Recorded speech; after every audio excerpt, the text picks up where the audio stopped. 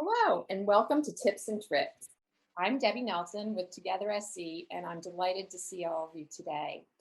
So, today we face a big issue. We are going to talk about DEI, diversity, equity, and inclusion. And in having this tips and tricks conversation, we reached out to a good friend of Together SC, Dr. Shawn Edwards. Shawn, as I like to call her, has been a friend of Together SC for a long time, and she was the perfect person to answer this question. I welcome you, Dr. Edwards, Shawn, to Together SC's Tips and Tricks. Can you tell us Thank a you, little bit Debbie. about your business? Sure. So I currently wear two hats. I am the Chief Diversity Officer at the Citadel, and I'm also the President and CEO of Solutions by Shawn Edwards, which is a consulting firm focused on diversity, equity, and inclusion, human resources, and culture alignment strategy.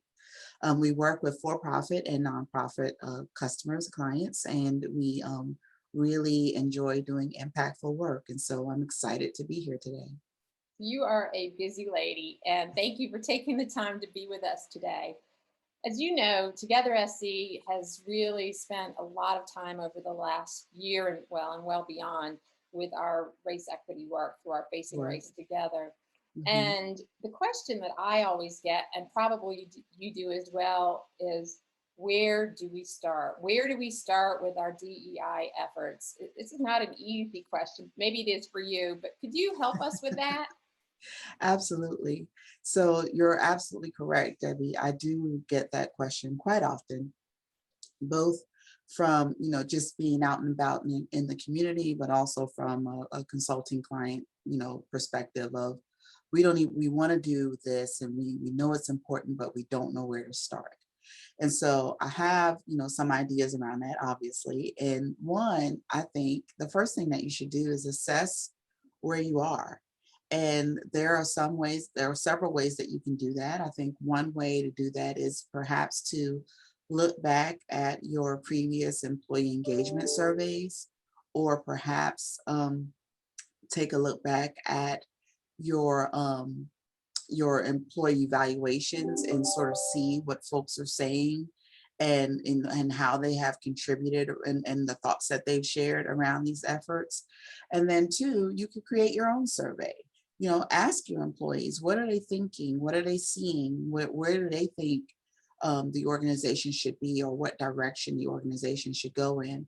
It would also be nice, depending on the type of company or organization that you are, talking with your customers or your clients or other stakeholders to determine their assessment of where you are within the DE&I space. And then secondly, I would say the next best thing to do is to consider your mission and your vision. What's your goal? What's your purpose? Why are you in existence? And how does that connect or tie in with diversity, equity, and inclusion? You may not know that exact answer right away, and you'll gain that from some exploration. But understanding that your mission and your core values, they're your foundation, and so they're the foundation upon which you've built everything within your organization. And so starting there and making sure that you have a good understanding of your mission and your core values and how you can incorporate DE&I efforts, I think would be extremely helpful. And then lastly, I would say identify a leader.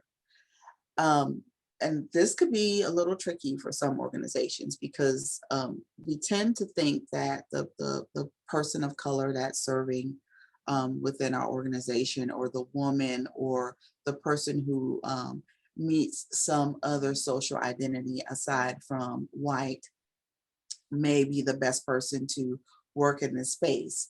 But I say once you have that conversation and open up that conversation with your employees, I think that you will see that the real leader will come through. And when that person is identified, you want someone that is charismatic. You want someone who is a consensus builder. You want someone who is knowledgeable and who can bring folks together for buy-in and for deep discussion.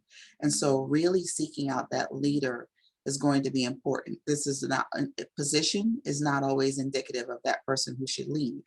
And so really consider the person with the right personality and characteristics in order to take the effort forward. And so those are my usually my typical responses to folks when they say, we want to do this, we don't know where to start, help us. Well, those are perfect. So basically, we're assessing where we are. Number one, we Yes, are revisiting our mission and vision, and how does that all work together? And yes, thirdly, identifying a leader. I love the way you describe the leader, because I think so often we may not identify the right leader. And I love some sure. of the things that you shared about that. So thank you for those tips and tricks, Shawn. It was very helpful to hear them. We so appreciate all the things that you've done for Together SC and the work that you've done in the DEI space. We will share your contact information with those that Okay, are great. viewing today. I'm sure you will be able to answer questions, or obviously consult with organizations that are looking for your expertise. So Yes. thank you so much, Shawn. It was great spending time with you this day or today. Thank you, Debbie, and thank you, Together SC. I appreciate the partnership.